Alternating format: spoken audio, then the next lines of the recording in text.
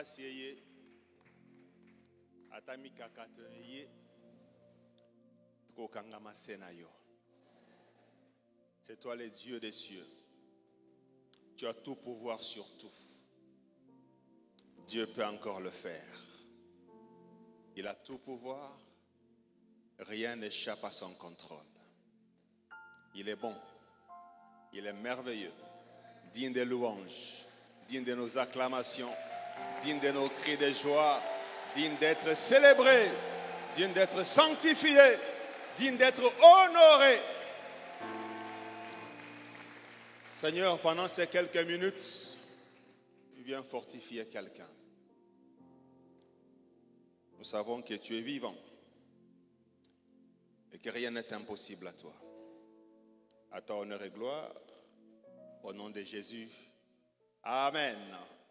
Quelqu'un peut acclamer le Seigneur de la bonne manière.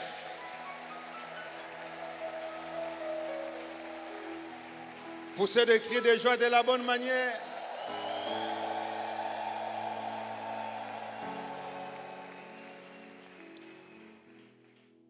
J'ai béni le Seigneur pour cette grâce qu'il me fait ce matin de pouvoir être ici et partager sa parole. Et tous mes remerciements à mon pasteur, à tous les serviteurs dans la maison pour cette grâce de partager le sacerdoce et la responsabilité de ce matin. Merci à toi qui es là, qui a compris que, comme Papa Michel a dit, un chant vivant vaut mieux qu'un lion mort. Est-ce qu'on peut acclamer Dieu pour la vie?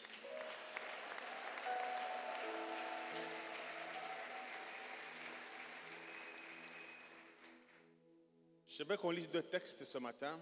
Et j'ai béni Dieu pour le roi qui était connecté dans le thème du message. Que Dieu vous bénisse. Acclamons le Seigneur pour le roi.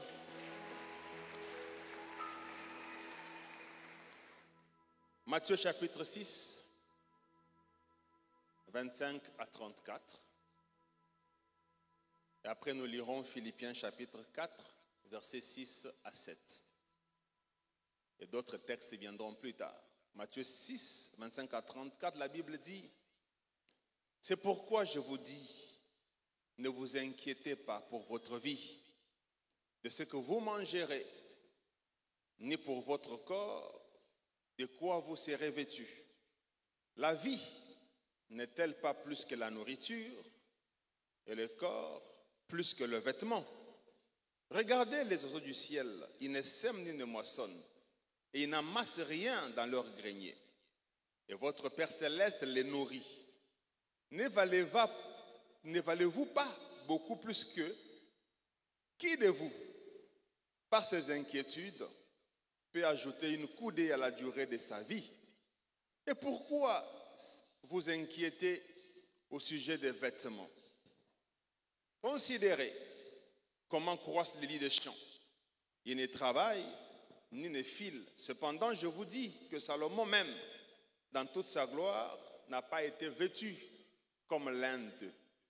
Si Dieu revêt ainsi l'herbe des champs qui existe aujourd'hui et qui demain sera jetée au four, ne vous vêtira-t-il pas à plus forte raison, gens de peu de foi?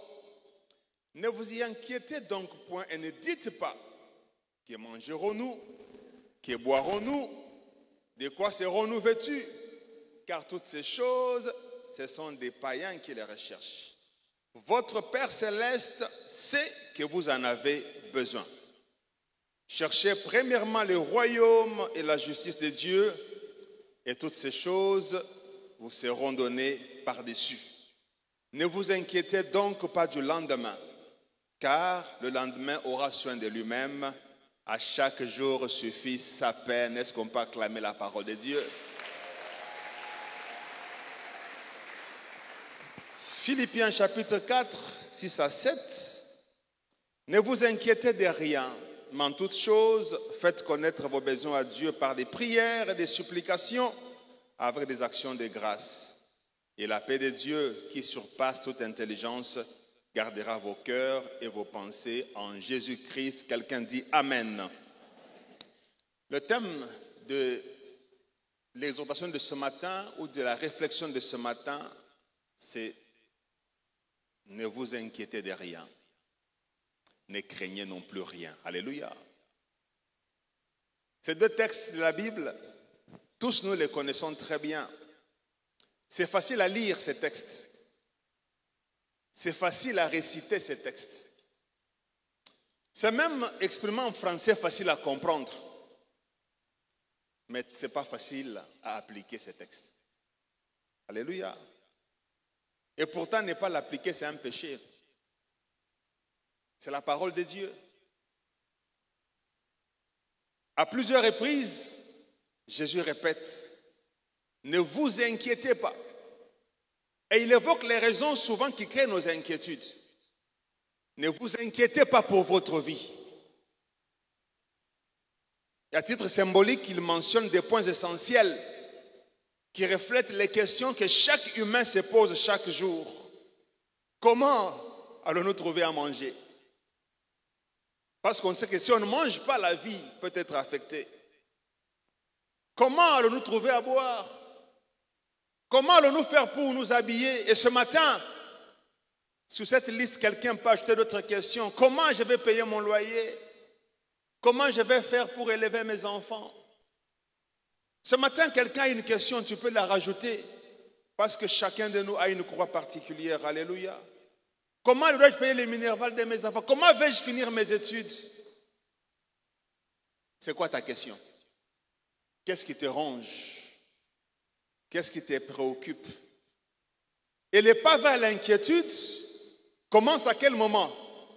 Quand on regarde la situation actuelle et on se pose la question sur les défis auxquels on va faire face, on se rend compte qu'on n'a pas de résultats. On se rend compte qu'on n'a pas d'issue et on plonge dans l'inquiétude. On ne sait pas comment ça va finir.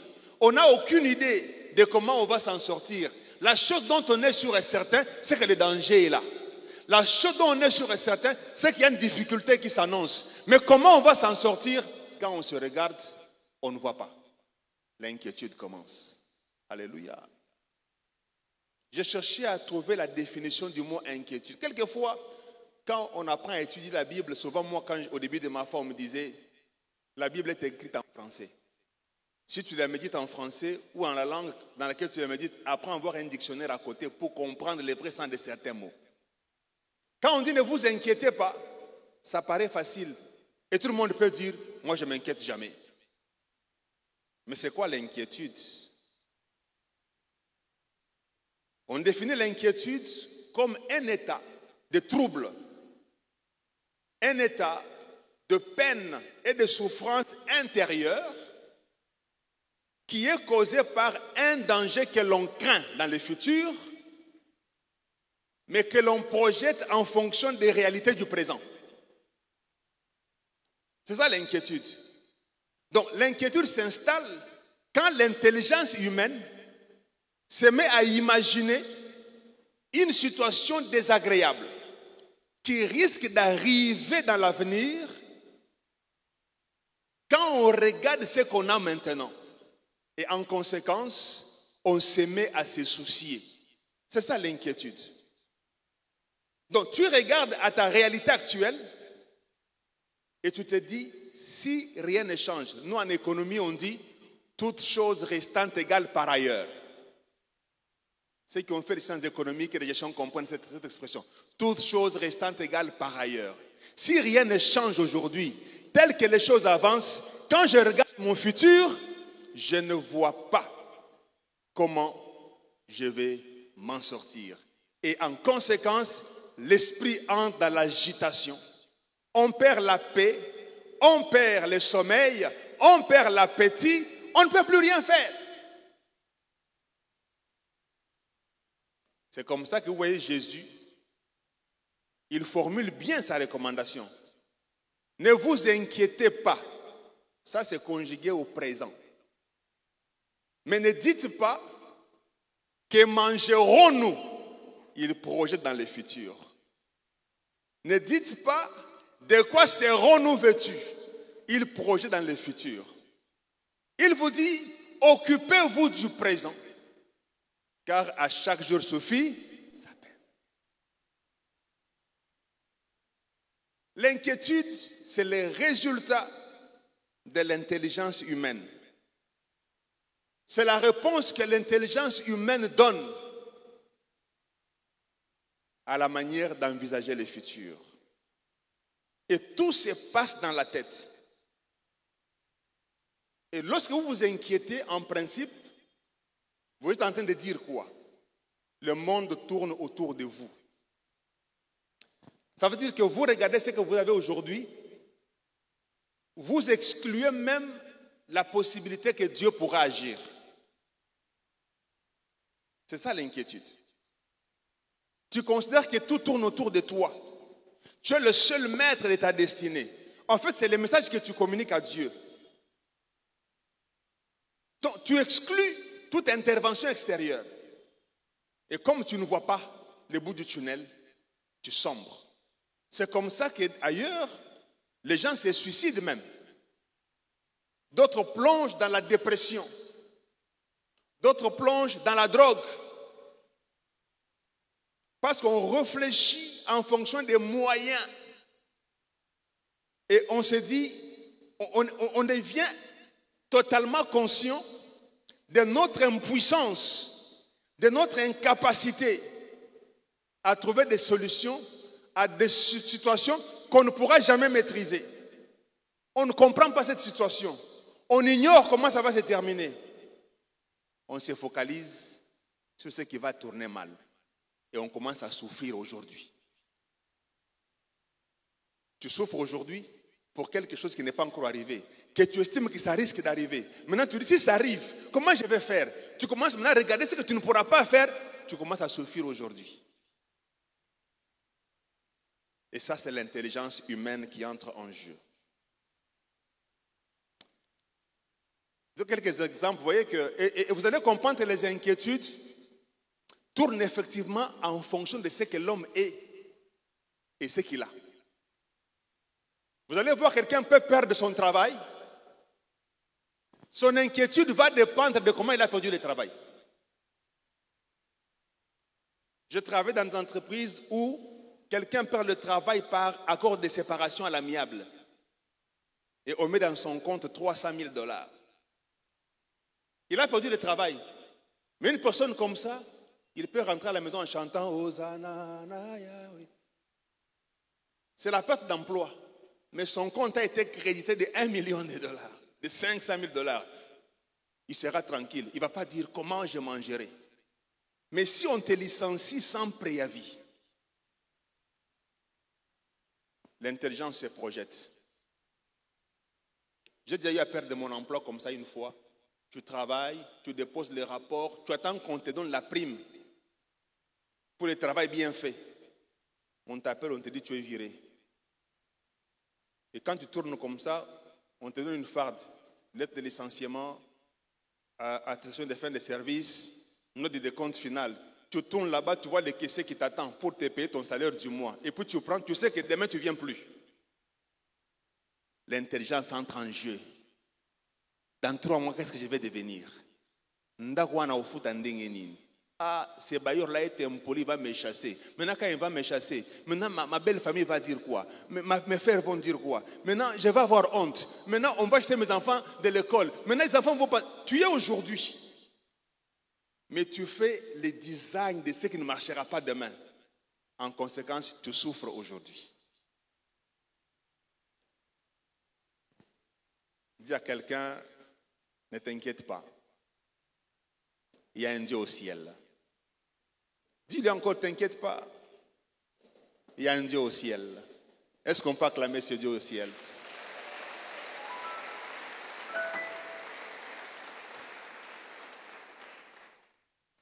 Même chose, on peut t'annoncer la nouvelle d'une maladie. Ton inquiétude va dépendre de ce que cette maladie aura comme conséquence sur toi. Si on te dit non, c'est une maladie, mais c'est grave, c'est vrai, mais les gens vivent avec. Il y a des médicaments qui peuvent soigner ça. Tu dis, bon, au moins il y a les médicaments. Mais si on te dit, ah, ton état est critique. J'ai appris un vocabulaire que les médecins disent que je n'avais jamais appris. Nous sommes en train de l'accompagner. Ah, d'ici 1 mois ou 2, rentre faire le testament. Quand on était en formation missionnaire en Afrique du Sud, on avait un pasteur de Brazzaville qui était venu en Afrique du Sud pour se faire soigner. On lui a dit carrément qu'il avait un cancer de foie. On lui a dit carrément qu'il n'y avait pas de guérison, qu'il rentre dans son pays pour mourir. Et on s'est réunis pour prier autour de lui. Il nous a posé la question, moi je vais rentrer voir Jésus. Qui a une lettre? Qu'est-ce que je vais dire à Jésus? Lui était serein. Mais nous qui les regardions, il y en a qui pleuraient. Il est rentré à Brazzaville, il est mort. Quand tu as ça comme information, le cerveau se projette. Quand je vais mourir, mes enfants, qu'est-ce qu'ils vont devenir? Mon mari, ma femme, mes frères et sœurs. On y reviendra, frère. On y reviendra. Et même quand quelqu'un meurt, l'inquiétude, ce n'est pas autour de lui qui est mort. Et ça, je l'ai réalisé. Ça, je l'ai réalisé que rarement on se soucie de celui qui est mort. La mort inquiète en fonction de ce qu'il a laissé ou pas. Tu entends, on te dit, il avait quel âge? 90 ans. Ah non, on dit, ça faut fêter. 90 ans, non, il a vécu quand même. Son cadet avait quel âge? 35 ans. Oh non, ça va, quand même. Mais il avait 2 ans. Oh là là, mon Dieu, il va vivre comment? Et la veuve, elle travaillait? Ah non, aïe. Non, elle était directrice. Ah, ça va quand même. Bon, il était locataire? Non, il avait 5 maisons. Ah non, c'est bon, les enfants vont vivre. Non, il habitait chez sa famille. Ah, les enfants. Vous voyez, dans tout ça, c'est lui qui est mort là. On ne s'en occupe pas. C'est ce qui reste. Donc, la nouvelle de la mort devient inquiétante en fonction de ce qu'on a entre les mains. Selon qu'on est jeune ou vieux, qu'on a laissé les biens ou pas, les comptes en banque ou pas. Si tu as laissé beaucoup de choses, les gens vont te pleurer en ayant la joie. Au moins, on va s'en servir. Même pendant que tu es dans les cercueils là-bas, les gens font les calculs. Entre parenthèses, si Dieu permettait à ceux qui sont morts de revenir voir comment vivent les gens pour lesquels ils s'inquiétaient, ils vont avoir des blessures intérieures. Tu verras que les enfants, pour que tu t'inquiétais tous les jours là, ils vivent normalement parce que Dieu va s'en occuper. Les conjoints pour qui tu disais ceux qui n'ont koufi, akosuka wapi, même au deuil là seulement. Quand bateau ba otala yewana, babeti calcul, on va les laisser d'abord se consoler. Au bout de 2 ans, je vais revenir la visiter. Je connais un pays célèbre où il y avait un homme célèbre qui a perdu sa femme brutalement. Les gens avaient pitié de cet homme-là. Comment il aimait sa femme, il en parlait tellement. En tout cas, comment il va tenir? Ils se sont rendus compte que, juste après l'enterrement, il est allé en vacances. Il était sous la mer, en train de faire des randonnées. Et quelques 2-3 mois après, il a commencé à dire, moi, je vais me marier.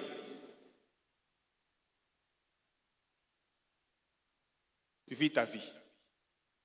À un moment donné, mange ton argent.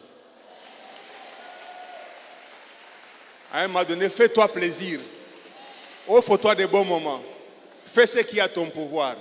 Quand tu quitteras la terre, Dieu va s'occuper du reste. Tu n'es pas indispensable. Arrête de t'inquiéter pour tout et rien.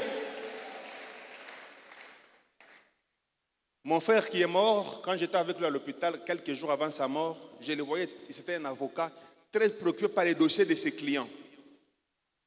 Je lui ai dit, papa, tes clients là, si quelque chose t'arrive, il y a beaucoup de cabinets d'avocats.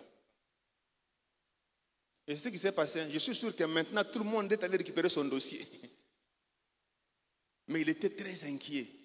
À un moment donné, arrête de t'inquiéter pour ce que tu ne contrôles pas. Occupe-toi de ta vie. Amen, amen. Est-ce qu'on peut acclamer le Seigneur?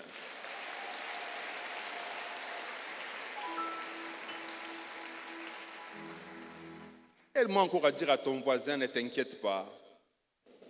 Il y a un Dieu au ciel. Pourquoi alors on ne doit pas s'inquiéter? Pourquoi Dieu ne veut pas qu'on s'inquiète? Quelques raisons importantes. J'en ai trouvé 4 raisons majeures pour lesquelles la parole de Dieu nous recommande de ne pas nous inquiéter. La première raison, c'est que les inquiétudes ou les soucis ne changeront rien à ce que Dieu a décidé de faire ou de ne pas faire. Les inquiétudes ou tes soucis ne vont rien changer à ce qui va arriver. Rien. Jésus pose la question, Matthieu 6, 27. Quand tu penses dans la version parole de vie, il dit, ce n'est pas en vous faisant des soucis que vous pouvez ajouter un seul jour à votre vie. Qui de vous, par ces inquiétudes, peut changer de situation? Les inquiétudes ne changeront absolument rien. Si tu dois mourir, tu vas t'inquiéter, tu mourras quand même. La seule chose qui peut amener Dieu à changer sa décision, c'est la prière. Voilà pourquoi l'apôtre dit, ne vous inquiétez de rien. Mais en toute chose, faites connaître vos besoins à Dieu. La seule réaction possible à des situations qui peuvent vous inquiéter, c'est la prière. Les soucis, les inquiétudes, les dépressions ne vont absolument rien changer. Bon, tu as une chose, examen d'état. Ça va changer quoi? Tu t'inquiètes, tu ne manges pas, ça va changer quoi? Ici, il est qui non? Mais l'humain, il aime s'inquiéter, se tourmenter. Ce qui est déjà arrivé est arrivé. Quelqu'un dit amen. Jésus le savait. Il est arrivé des situations où Jésus était dans l'angoisse. La Bible le dit. Matthieu 26, verset 37. La Bible dit, il prit avec lui Pierre et les 2 fils de Zébédée. Il commença à éprouver de la tristesse et des angoisses. Mais voyez sa réaction. Quand Jésus a éprouvé tristesse et angoisse, qu'est-ce qu'il fait? Il leur dit alors, mon âme est triste jusqu'à la mort. Restez ici et veillez avec moi. Puis, ayant fait quelques pas en avant, il se jeta sur sa face et pria. Vous voyez? Tristesse, angoisse, tout ce qu'il fait, il avance, il se jette et il se met à prier. Mais si c'était toi et moi, comme on savait que bientôt on va nous arrêter, on aurait commencé à dire, aïe, on va taper dans les mains, les clous, aïe Seigneur. On va taper sur la tête. On pense comment la côte sera percée. On pense comment on va nous insulter pour dire il a guéri plusieurs, il a sauvé plusieurs. On pense à tout ça. Mais Jésus savait, ça n'allait rien changer. Et il se jette, j'aime ces 2 prières qu'il fait. Premièrement, il dit, mon Père, écoutez bien, s'il est possible que cette coupe s'éloigne de moi.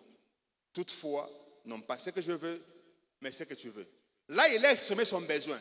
S'il est possible, enlève ça. Et puis il comprend que Dieu n'est pas dans ça. Allez au verset 42, Matthieu 26. Il change la façon de prier. Il s'éloigna une seconde fois et pria ainsi. Mon Père, s'il n'est pas possible que cette coupe s'éloigne sans que je la boive, que ta volonté soit faite. D'abord, il dit s'il est possible que la coupe s'éloigne. Et puis rentre et dit s'il n'est pas possible. D'autres versions disent comme il n'est pas possible que la coupe s'éloigne, que ta volonté soit faite. Il a compris. Ça ne sert à rien de s'inquiéter. Il a juste prié. Et quand vous allez voir dans Luc 41-43, la Bible va vous dire pendant qu'il priait, un ange lui apparut du ciel pour le fortifier. Dieu fortifie toujours toute personne qui décide de prier dans des situations qui le mettent à genoux. Voilà pourquoi on dit et la paix de Dieu, qui surpasse toute intelligence gardera vos cœurs. Frères, sœurs, ne nous inquiétons pas. Les inquiétudes ne vont rien changer. Dieu ne se laisse pas intimider par nos inquiétudes. Nos inquiétudes et nos soucis ne vont pas forcer la main de Dieu pour qu'il nous donne ce que nous voulons. Ça ne va rien changer. Alors ça ne sert à rien de s'inquiéter parce que les inquiétudes ne vont rien apporter. Quelqu'un dit Amen. Amen, amen. Deuxième raison pour laquelle on ne doit pas s'inquiéter, c'est que les inquiétudes et les soucis ne vont pas empêcher au diable ou à nos ennemis de nous attaquer. Non. Ça ne va pas empêcher. Jésus a dit, vous aurez la tribulation dans le monde. Mais que votre couple ne se trouble pas, car j'ai vaincu le monde. Ce n'est pas parce que tu t'inquiètes, tu te fais des soucis, que la personne qui te veut du mal va changer. Le diable n'a pas eu peur, pitié de Job. Il a détruit, jusqu'à toucher même sa peau. Il n'a pas pitié. Le diable n'a pas pitié de celui qui s'inquiète. Le diable a pitié de celui qui se lève et qui fait usage de son autorité spirituelle. C'est ça qui fait peur au diable, pas les inquiétudes. Troisième raison de ne pas s'inquiéter, les inquiétudes et les soucis détruisent la foi, mais aussi ça détruit la santé. Lorsqu'une inquiétude persiste dans votre esprit, ça va affecter votre cœur. Ça peut t'amener à devenir hyper tendu. Ça peut te pousser à faire un AVC. Ça peut te conduire à faire une crise cardiaque et mourir. Regardez simplement quand on est très inquiet, on est trop stressé, on n'a pas d'appétit. Quand on est trop stressé, on ne veut rien. On devient nerveux. Tu passes seulement à côté comme ça, on te salue. Nin. Ah, tiens, et il y a une catégorie de parents qui sont comme ça. Dès qu'il est fâché, même l'enfant, ah, laisse-moi d'abord là-bas. Je sais qu'elles se reconnaissent. La maison devient un champ de ruines parce que tu es inquiet. Alors que la Bible dit, heureux ceux qui procurent la paix, car ils seront appelés fils de Dieu. Mais les inquiétudes peuvent te rendre très nerveux.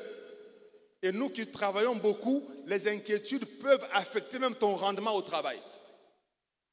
C'est comme ça qu'en tant que manager, parfois on nous recommande d'appeler nos collaborateurs. Un collaborateur qui était actif, qui était productif, il commence à faire des fautes, tu l'appelles dans ton bureau. Dis-moi, c'est quoi ton problème? Tu as des soucis à la maison? Tu as des soucis? Il va te dire non, voilà. Et tu vas découvrir qu'il a un problème. Les psychologues savent la politique d'Elton Mayo. En termes de psychologie du travail, parler avec quelqu'un. Quatrièmement, vous savez, les inquiétudes, comme je dis, ça t'empêche d'être heureux aujourd'hui. Ça t'empêche de profiter de ce que Dieu t'a donné aujourd'hui. Ça t'empêche même de rendre grâce à Dieu pour ce que tu as aujourd'hui. Étant donné que tes pensées sont focalisées sur ce que tu n'as pas. Ou ce qui risque d'arriver. Donc tu n'es même pas sûr que ça arrivera. Parce que tu ne sais pas ce qu'un jour peut enfanter. En tout cas, si nous tous, il y a 20 ans en arrière, Dieu nous avait dit qu'on serait ce que nous sommes aujourd'hui, on ne se serait pas inquiété. On n'aurait pas eu de crise d'estomac. Mais Dieu ne te montrera jamais tout. Dieu veut que tu comptes sur lui. Dieu veut que tu lui fasses confiance et que tu avances avec lui pas à pas. Il ne va jamais te montrer tout.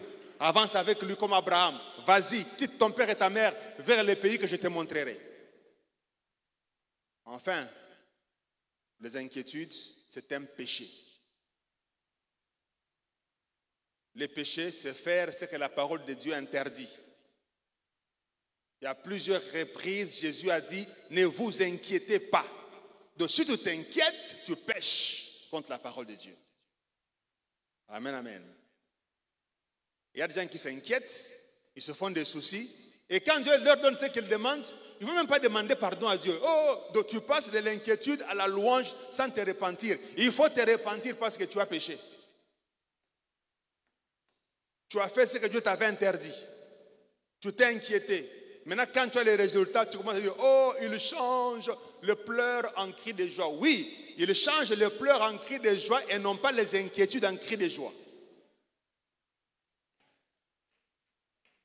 Pleurer, c'est normal. Avoir de la tristesse, c'est normal. Jésus a approuvé la tristesse. Mais quand tu as la tristesse, tu vas pleurer devant Dieu. Comme ça, il peut changer tes pleurs en cris de joie. Les inquiétudes ne changent absolument rien. Dans le monde dans lequel nous vivons, il est difficile d'échapper aux inquiétudes. Pourquoi? Il y a des causes. Qu'est-ce qui fait que malgré que Dieu nous interdit? Qu'est-ce qui fait que malgré qu'on prie? Qu'est-ce qui fait que malgré qu'on s'inquiète quand même?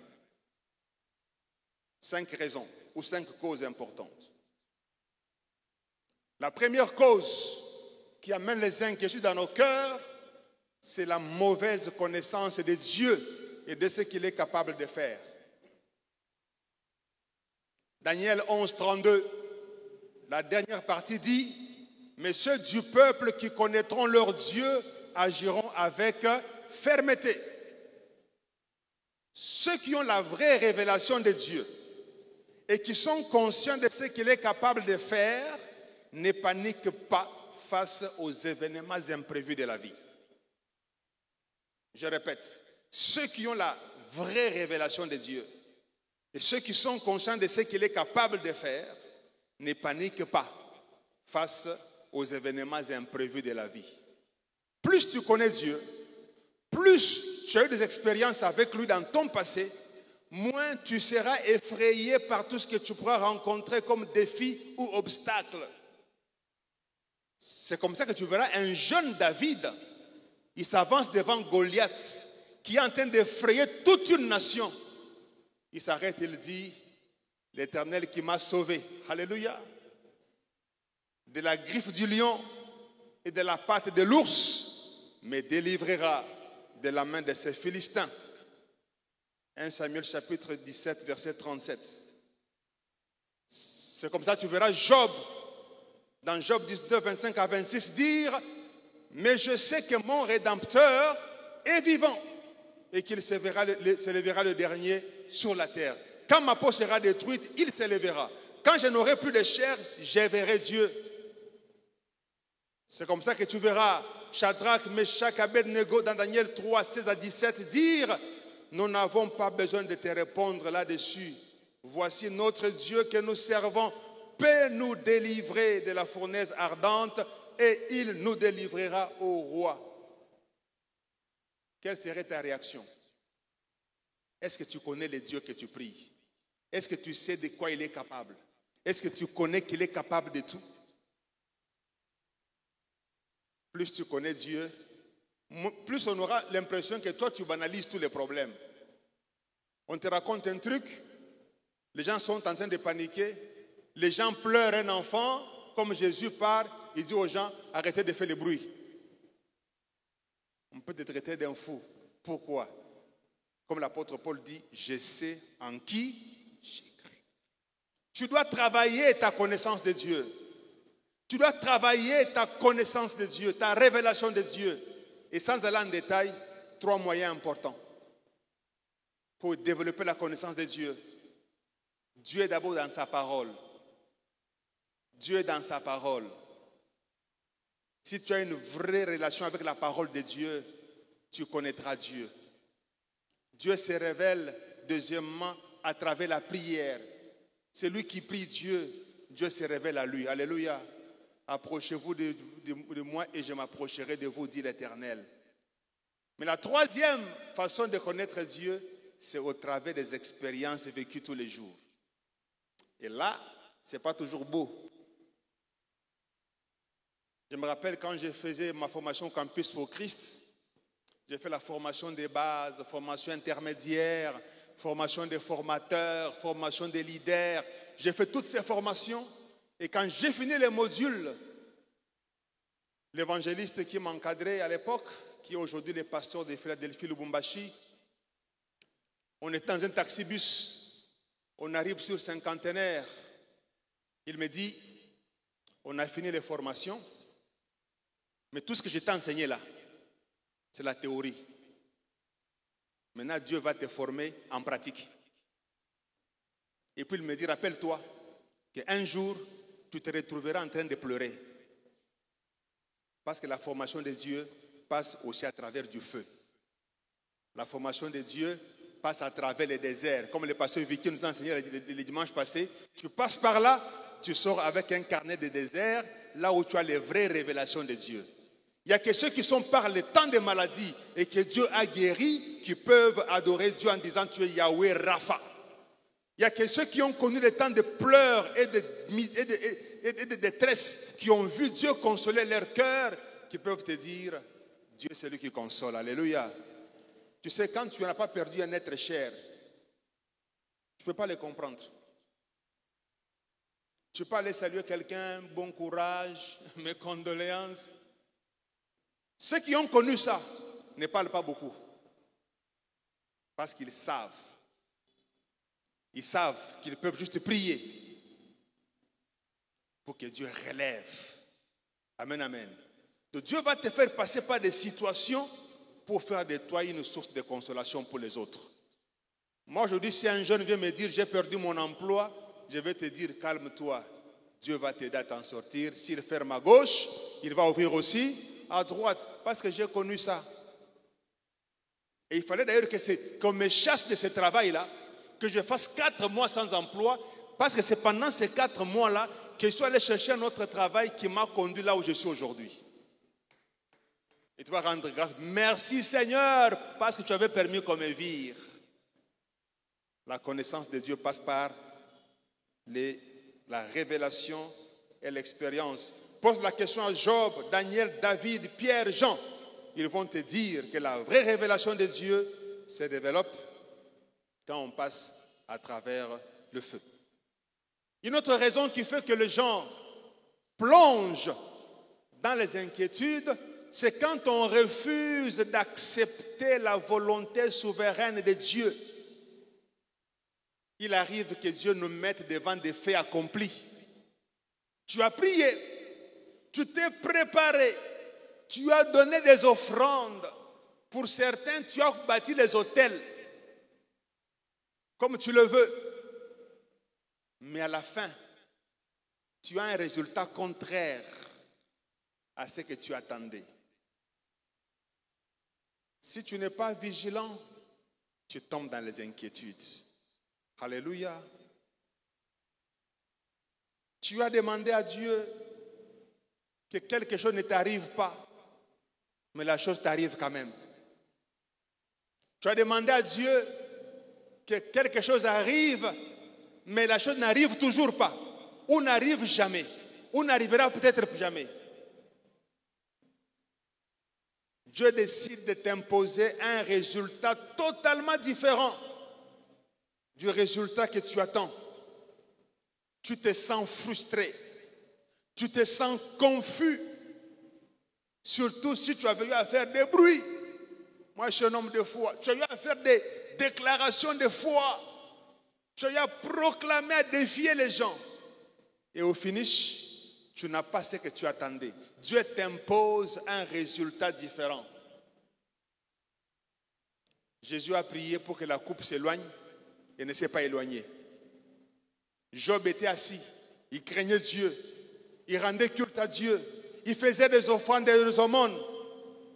Mais il commence à recevoir des mauvaises nouvelles. Les biens partent, les enfants meurent. Étienne était un homme pieux, zélé pour Dieu. Mais vous vous imaginez qu'on est en train de les lapider. Et il dit, je vois Jésus debout à la droite de Dieu. Jésus est debout. Mais il n'intervient pas jusqu'à ce qu'on les lapide, jusqu'à ce qu'il meure.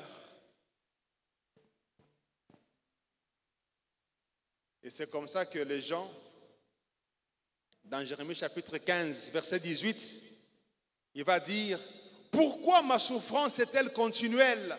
Pourquoi ma plaie est-elle douloureuse et ne veut-elle pas se guérir? Maintenant, il pose la question à Dieu.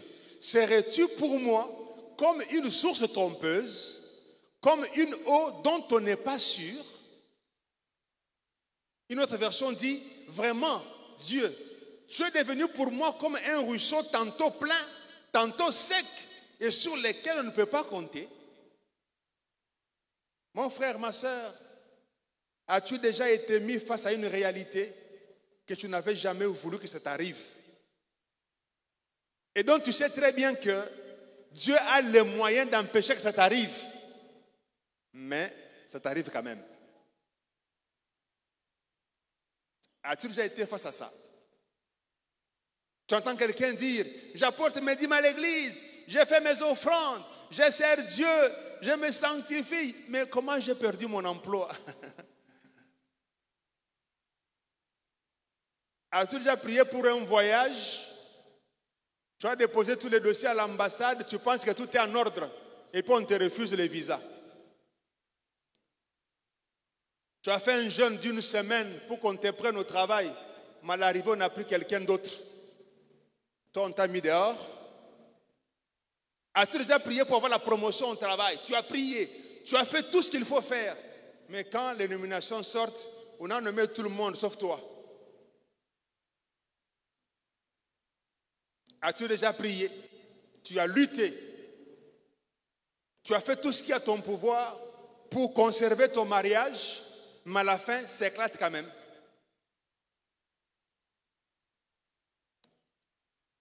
As-tu déjà prié pour que Dieu guérisse quelqu'un que tu aimes? Mal arrivé, il meurt quand même. Ça t'est déjà arrivé? Tu as prié. Tu es convaincu qu'il va s'en sortir, mais il part quand même. Tu te sens brisé. Tu ressens un sentiment d'échec. Tu as l'impression d'avoir fait des sacrifices en vain. Et généralement, il y a deux cas. Soit que tu acceptes que c'est Dieu qui a permis cela. Tu t'inclines, tu lui rends grâce. Moi, ça m'a pris plusieurs jours pour dire merci à Dieu pour ce que j'ai connu, pour la mort de mon frère. Ça m'a pris des jours. Mais c'est la volonté souveraine de Dieu. Tu ne peux rien changer. Dieu, on ne les juge pas. Dieu, on ne les condamne pas. Dieu, on ne les cérémonne pas. Dieu fait ce qu'il veut, comme il veut, quand il veut. Il demande conseil à personne. Toi, tu vas t'inquiéter pour Dieu, mais même toi, là, Dieu peut te prendre. Personne ne va l'empêcher. Il est le seul à définir le nombre de jours qu'il te réserve. Le seul. Est-ce qu'on peut acclamer le Seigneur?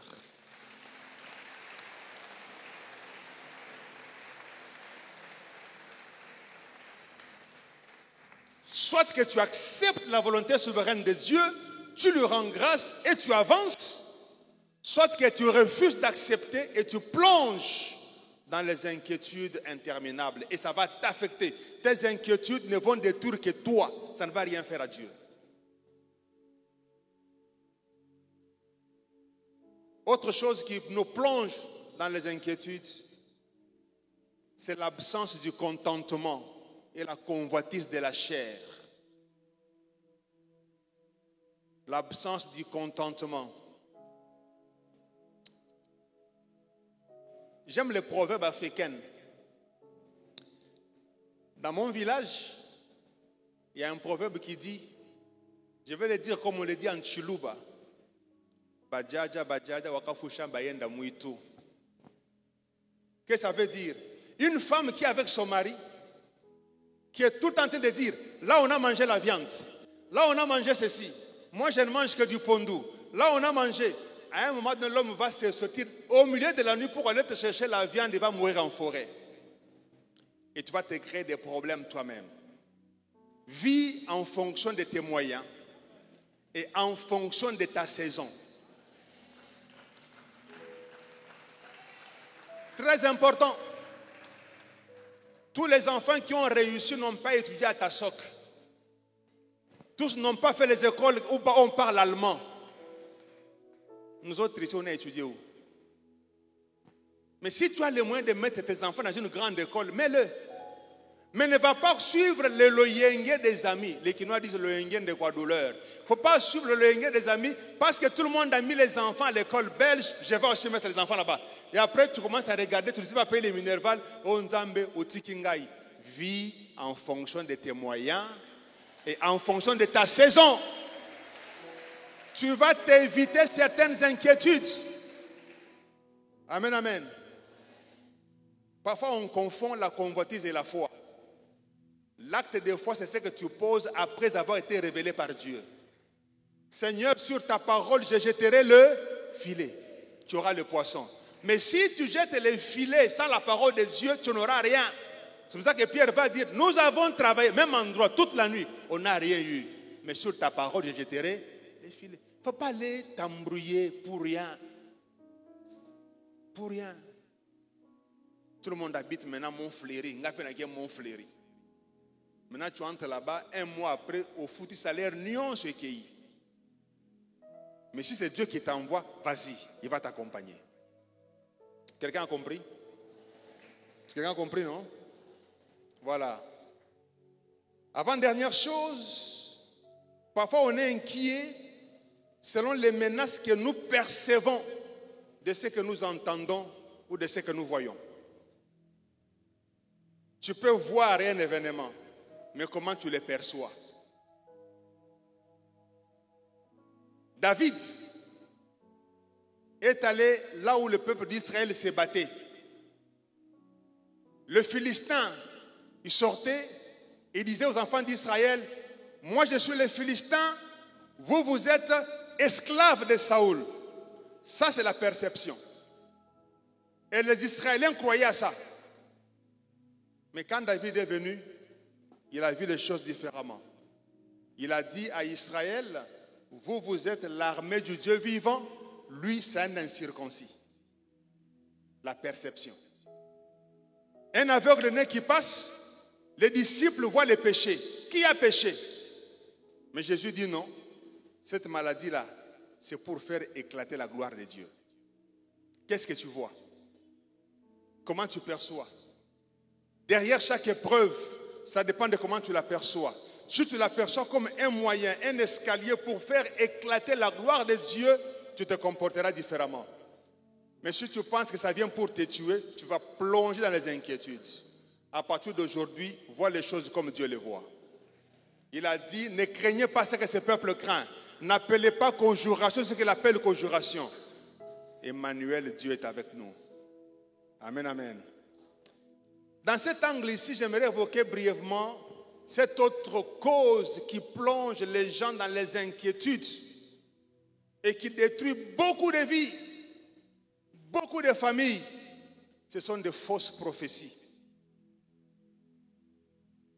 Des fausses prophéties. Je crois que la prophétie existe, mais j'examine toujours tout ce qu'on entend comme prophétie. Si toi, ton prophète à toi, quand il te voit, tout ce qu'il voit, c'est qu'on veut te bouffer, on veut te manger, on veut te tuer. Donc, il ne peut pas avoir une bonne nouvelle. Ah, ozu musala keba naza komona tatale kinayo, ali kolia yo. Keba na mama kulutu na bino, keba na bandeko na yo. Mais toi, tu es quel genre de prophète? Maintenant, tu me dis ça. Après, je fais quoi? Il y a des gens qui vivent comme ça dans la peine, dans la crainte, dans les inquiétudes, parce qu'on t'a dit simplement qu'on va te bouffer. J'aimerais te rappeler que tu es un enfant de Dieu. Ta vie est entre les mains de Dieu. Ce qui est entre les mains de Dieu, personne ne peut le ravir. Et je te rappelle que Jésus t'a donné le pouvoir de marcher sur les serpents, les scorpions et toute la porte de l'ennemi, et rien ne pourra te nuire. Si quelqu'un te dit, je vois qu'on veut te bouffer, dis-lui, je suis imbouffable. Parce que je suis un enfant de Dieu.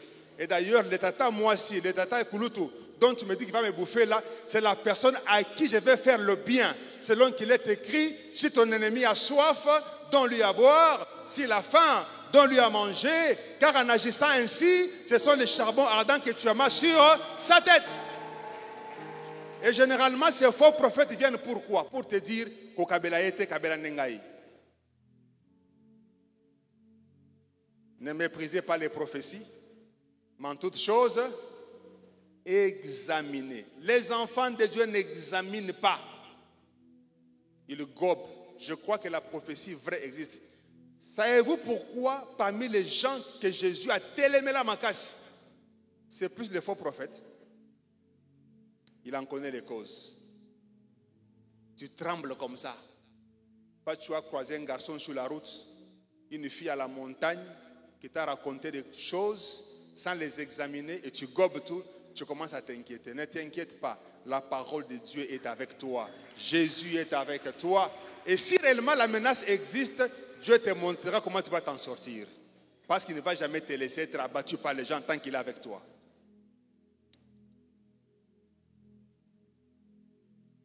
Nous savons du reste que toutes choses concourent au bien de ceux qui aiment Dieu. Terminons ce message en nous disant, que devons-nous faire maintenant? Comme on sait que Dieu ne veut pas qu'on s'inquiète, Dieu sait que les inquiétudes sont mauvaises. Comment faire pour ne pas tomber dans ça? Première chose, c'est rappeler toujours que rien n'est impossible à Dieu. Rappelle-toi que c'est Dieu ton Père. Rappelle-toi que ta vie est entre les mains de Dieu. Rappelle-toi que Dieu contrôle ce qui te dépasse. Rappelle-toi que Dieu a un plan de paix et de bonheur pour toi. Ce que tu manques aujourd'hui, Dieu t'en donnera demain. Alléluia. Voilà pourquoi chaque fois que tu perçois une menace future, recommande ta vie entre les mains de Dieu. J'aime cette chanson qui dit que parce qu'il vit, je n'ai rien à craindre. Nos lendemains sont, tes savoirs devant nous rassurent. A chanté Henri Papa Moulaja. Psaume 135 dit, 5 à 6, je sais que l'Éternel est grand et que notre Seigneur est au-dessus de tous les dieux. Tout ce que l'Éternel veut, il le fait. Si Dieu veut quelque chose, il va la faire. Si Dieu veut te donner, il te donnera. Ne t'inquiète pas du lendemain. À chaque jour suffit sa peine. Le lendemain prendra soin. Quelquefois, j'ai l'habitude de prier, dire à Dieu, lundi, je t'ordonne de m'amener ta prise en charge. Parce que Jésus a dit, le lendemain prendra soin. Deuxièmement, il faut croire que tout ce que Dieu fait ou permet, c'est pour notre bien. Romains 8, 28. Nous savons du reste que toutes choses concourent au bien de ceux qui aiment Dieu. Et 1 Thessaloniciens 5, 16 dit, soyez toujours heureux, priez sans cesse, rendez grâce en toutes choses. Rendez grâce en toutes choses. Quand Dieu fait ce qui te réjouit, rends grâce à Dieu. Quand Dieu fait ce qui te fait pleurer, même en pleurant, rends grâce à Dieu. Alléluia. J'aimerais qu'on acclame Dieu pour tout ce qui nous a fait pleurer ce matin. Tout ce qui t'a fait pleurer, acclame Dieu pour tout ce qui t'a fait pleurer.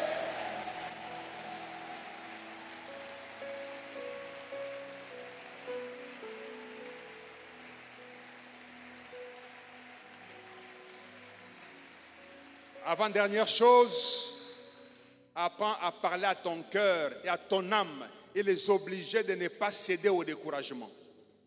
Psaume 42, 6 dit, pourquoi t'as battu mon âme et je mutue au-dedans de moi? Espère en Dieu, car je l'élouerai encore. Parle à toi, regarde-toi dans le miroir. Dis-lui, tu gémis pourquoi? Pourquoi tu t'abats? Pourquoi tu souffres? Espère en Dieu. Alléluia.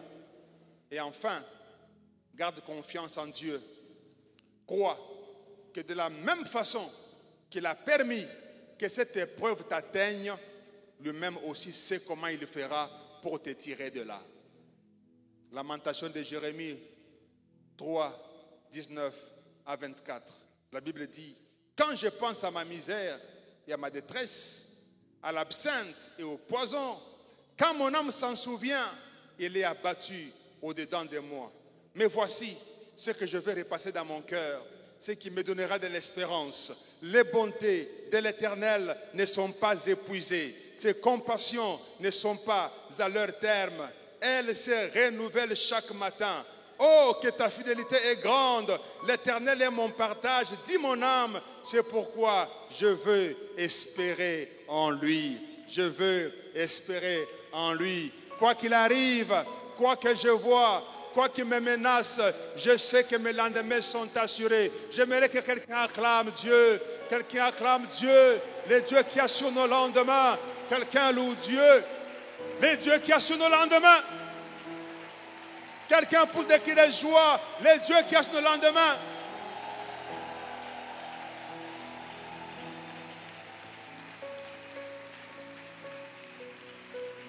Est-ce que tu peux en battant tes mains glorifier? Dis merci à Dieu pour tout ce qui a fait du bien.